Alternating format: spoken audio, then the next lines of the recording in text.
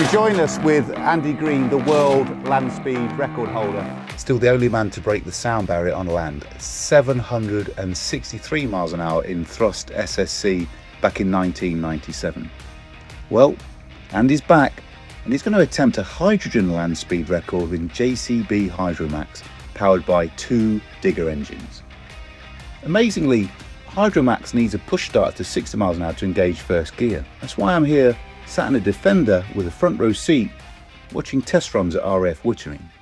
Now let's hear from the great man himself, Andy Green. Of course, you were the pilot for the Diesel Match project, which is 2006. Remind me, what was the speed that you got back in those days? Was it 350? So 350 miles an hour, and astonishingly, 20 years later, that is still the fastest diesel car in the world. And the remarkable thing about that, remember, it was powered by 2 JCB digger engines, and it's still the fastest diesel in the world. It was an amazing bit of technology. Yeah. Jump forward 20 years, burning distilled dinosaurs is probably not a long-term power solution for anybody. Yeah. The challenge with the construction industry is the sheer size of the equipment makes it difficult to power it with electricity. Yeah. The location, there is no electricity where they're building. By definition, on a building site, you are building something and then you put the electricity in afterwards. So where do you charge up the equipment? And when you're building, quite often these building sites will run day and night to get things done because of the cost of the equipment. If you're only using the equipment 60% of the time because it's on charge the other 40%, your costs go up ridiculously.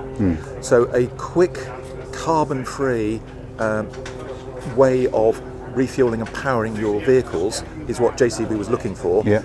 They looked at their diesel engine and said, could we run this on hydrogen? Which is exactly what they have done. With the backhoe loader over there, which you can buy right now and go off and work on a building site, zero carbon.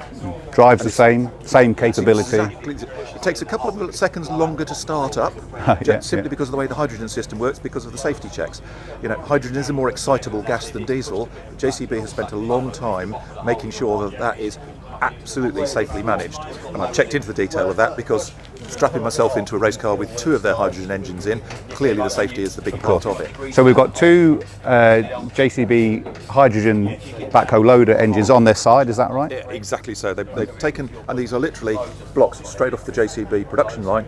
Instead of going into backhoe loaders, they've sent them down to Ricardo to have a little bit of magic breathed into them and turn a 74 horsepower engine upright into a lying down engine, so that it can go in a very long, low race car, and with the intercoolers and the turbo and the water injection and the high pressure hydrogen, produce 800 horsepower. So each engine, more than 10 times more power. 1600 horsepower for the car, and an enormous amount of torque. So it's going to have great acceleration, it's going to have great top end speed. We are fantastically excited to get this car running now. So look, what are the targets? Everyone's got a target. The diesel record 350, is that feasible? Absolutely, and we're very confident that we can do that. This car is lower drag, it's lower weight, lighter, taken nearly 10% off the weight, and of course it's got a bit more power, 800 horsepower each engine as opposed to the 750 for the diesel engines. So balancing against the fact that because of the salt conditions in Bonneville, the track is going to be a little bit shorter, so we need the more aggressive acceleration. But looking at all the numbers, we will get to 350 miles an hour. Okay. So the track in 2006, 11 miles, was that right? 11 miles. And what's the maximum sort of distance you think this time? Don't know. They haven't finished surveying and marking out the track this year. Last year they had just over 9 miles available. Right. Okay. Which for this car is enough, because it has so much more performance available to it. So it's a demonstration, not that you can match what hydrocarbons, what diesel could do 20 years ago. It can actually outperform diesel by doing the same speed in less distance, which is again an incredible achievement. So the previous attempt was perhaps restricted by the tyre technology. Is that right? Is that fair to say? Exactly. Diesel Max, not so this time. We've tested the tyres to a much higher speed, so we don't have to worry about hitting the tyre limit at 350. Okay. If the car blows through 350, then fantastic. We've got the record. We don't have to worry about we're right at the tyre limit. So the tyres are no longer a worry. The performance of the vehicle is not a worry. Now we actually just need to get what is, remember, a prototype vehicle in its first week or 2 of testing, just to iron out all the bugs. And that's what you're looking at today, is the guys just, literally they fitted that water tank overnight. It was perfect. There was a tiny manufacturing flaw in one of the sealing plates, and there was a little air leak. Okay. So, can you ignore that and run? Yes, you can. Should we fix it? Yes, absolutely. So we're fixing it right now. Okay. This is the last question.